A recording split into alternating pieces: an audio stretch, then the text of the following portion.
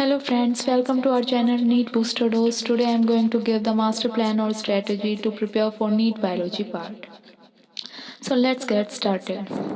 To be a doctor is your dream, is your parents' dream, and I know you all imagine yourself with a stethoscope around your neck. But उसके लिए आपको NEET नाम की दीवार तोड़नी होगी, और अगर आप सच्चे मन से पढ़ाई करते हैं तो यकीन मानिए आप उस नीट नाम की दीवार को चकनाचूर कर सकते हैं। तो चलिए मैं आपको बताती हूँ कि नीट के लिए आपको बायोलॉजी कैसे पढ़नी है। तो क्योंकि आधा पेपर यानी कि 90 क्वेश्चंस बायोलॉजी से ही आते हैं, और बायोलॉजी में 300 से ऊपर स्कोर करना कोई मुश्किल काम नहीं है।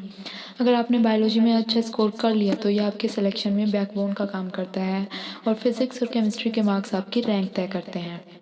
तो जैसा कि आजकल का ट्रेंड चल रहा है उस हिसाब से बायोलॉजी में 90% क्वेश्चन एनसीईआरटी से ही पूछे जाते हैं, और सिर्फ 10% ही ऐसे क्वेश्चन होंगे जो कि एनसीईआरटी से बाहर के होंगे।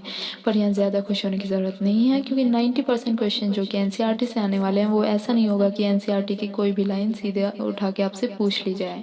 क्वेश्चन ऐसे पूछे जाएंगे जिससे आपके कंसेप्ट की अंडरस्टैंडिंग का टेस्ट हो सके। तो अगला सवाल ये है कि हम 90% क्वेश्चन जो एनसीईआरटी से आने वाले हैं उनको अच्छे से कैसे पढ़ें ताकि मैक्सिमम मार्क्स स्कोर कर सकें। तो इसके लिए मैं आपको बहुत इजी और इम्पोर्टेंट स्टेप्स बताने वाली हूँ। सो स्टेप नंबर फर्स्ट है रीड एंड अंडरस्टैंड एनसीईआरटी। जब आप पहली बार एनसीईआरटी में कोई भी एक कंसेप्ट पढ़ रहे हैं तो आपको उसे रटने की या याद करने की कोशिश नहीं करनी है। फर्स्ट अटैम्प्ट में आपको सिर्फ रीडिंग लगानी है और समझना है कि क्या लिखा हुआ है। जब आप 2-3 बार ऐसा करोगे तो आपके जो कंसेप्ट्स हैं वो अपने आप क्लियर होते चले जाएंगे। लेकिन यहाँ एक वीक पॉइंट है, अगर आप सिर्फ एनसीईआरटी से पढ़ रहे हैं तो आपको कुछ समस्याएं आएंगी। जैसे एनसीईआरटी में कुछ टॉपिक्स हैं जो बहुत शॉर्ट में समझाए गए हैं, जो आप कितना भी कोशिश कर लो आपको समझ नहीं आएंगी उससे। तो जैसे translation of RNA to protein हुआ, नॉन साइक्लिक फोटोफॉस्फोराइलेशन हुआ, लिंकेज एंड रिकॉम्बिनेशन हुआ, ये वो शॉर्ट में दिए हुए हैं जो कि सिर्फ एनसीईआरटी से समझना थोड़ा मुश्किल काम है लेकिन नामुमकिन नहीं है। तो इसके लिए आपको क्या करना होगा, आपको अदर सोर्सेज की हेल्प लेनी होगी। आप यूट्यूब पर वीडियोस देख सकते हैं, कोई भी टॉपिक है समझ नहीं आ रहा आप गूगल कर सकते हैं। तो मेरे लिए आपको बेसिक नॉलेज गेन करनी है, और फिर जो एनसीईआरटी फिर आपको उसी टॉपिक को एनसीईआरटी से पढ़ना है। तो इससे आपका जो भी कंसेप्ट है वो बिल्कुल दिमाग में फिट बैठ जाएगा। या मेरा सिर्फ इतना कहना है कि आपको हर टॉपिक का कंसेप्ट अंडरस्टैंड करते हुए चलना है। जो चीज़ एक बार समझ आ गई फिर उसे याद करने में कोई दिक्कत नहीं होगी। यहाँ कुछ चैप्टर्स हैं जैसे biological classification, plant kingdom, animal kingdom. इनमें सिर्फ रटना है लेकिन आपको इसमें भी कुछ समझ के ही चलना है। फिर अपना अगला और दूसरा स्टेप है लर्न एवरीथिंग बाय हार्ट। तो आपने एक बार रीडिंग लगाई, दूसरी बार थोड़ा समझ आया, तीसरी बार अच्छे से समझ आया, इसी तरह से आप करते रहेंगे तो आपको चीज़ें अपने आप याद होने लगेंगी। तो टेक्स्ट आपके लिए जितना ज़रूरी है आपके लिए उतना ही ज़रूरी है यहाँ डायग्राम्स। आपको पिक्चर्स पर बहुत ध्यान देना होगा, उन्हें याद करना होगा, समझना होगा। यहाँ कुछ एग्जांपल्स है जैसे टेरेस्ट्रियल इकोसिस्टम में जो फॉस्फोरस साइकिल है उसका डायग्राम है। यहाँ आपको पेपर में आपको टेबल देके साइकिल कंप्लीट करने के लिए बोल सकते हैं, फिल इन द ब्लैंक्स करने के लिए बोल सकते हैं। उसके बाद है थर्ड स्टेप अपना solve questions from all previous year question papers of NCERT plus other medical entrance exams like BHU, AMU. अब आप कहेंगे हम बीएचयू एएमयू के पेपर्स क्यों सॉल्व करें, तो उसका भी एक रीज़न है। ऐसा इसलिए क्योंकि कई बार क्या होता है कि क्वेश्चंस रिपीट होते हैं। जैसे पिछले साल एएमयू में कोई क्वेश्चन पूछा गया तो हो सकता है वो इसी साल या अगले साल एआईपीएमटी में भी वही पूछा जाए।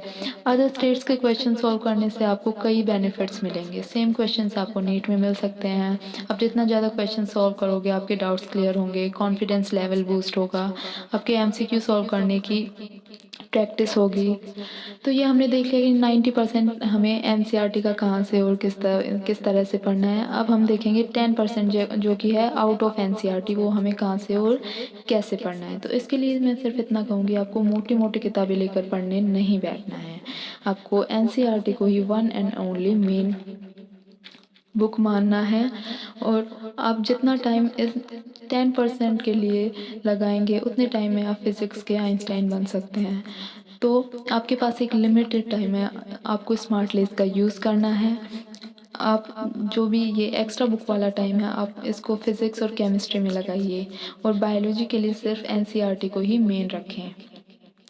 और जैसा कि मैंने आपसे कहा था कि प्रीवियस ईयर क्वेश्चन सॉल्व करिए तो उससे आपको एनसीईआरटी से बाहर की नॉलेज भी मिलेगी। जो भी एनसीईआरटी से बाहर के क्वेश्चंस होंगे उसके लिए आप अपनी एक अलग से नोटबुक बनाइए। उससे क्या होगा कि आपके अपने अलग से नोट्स तैयार होंगे। जो 10% वाला पार्ट था उसके आपके अपने अलग से नोट्स तैयार कर लिए। और जितने ज़्यादा आप क्वेश्चन सॉल्व करोगे उतना ही आपको बेनिफिट मिलेगा। तो आई होप आपको समझ आया होगा कि 90% कैसे पढ़ना है और 10% कैसे पढ़ना है। अब मैं आपको बताती हूँ last and the most important thing जो आपको बायोलॉजी का स्कोर मेक और ब्रेक कर सकता है, वो है रिवीजन। तो मान लीजिए आपने अच्छे से मन लगाकर पढ़ लिया, सब कुछ याद हो गया, फिर टाइम निकलता गया और आपने उसे टच तक नहीं किया दोबारा, तो आप धीरे-धीरे वो चीज़ें भूलते चले जाएँगे। तो आपको ऐसा नहीं करना है, आपको रिवीजन करना है। आप एक रूल बना लीजिए अपने हिसाब से कि मुझे हर एक टॉपिक को इतने दिन बाद दोबारा रिवीजन ज़रूर करना है। 1 मंथ का बना सकते हैं आप, वीक का बना सकते हैं और जो पढ़ा है उसे अगले दिन ज़रूर रिवाइज़ करना है। So that's all for now. Keep all these things in mind and work hard. Best of luck.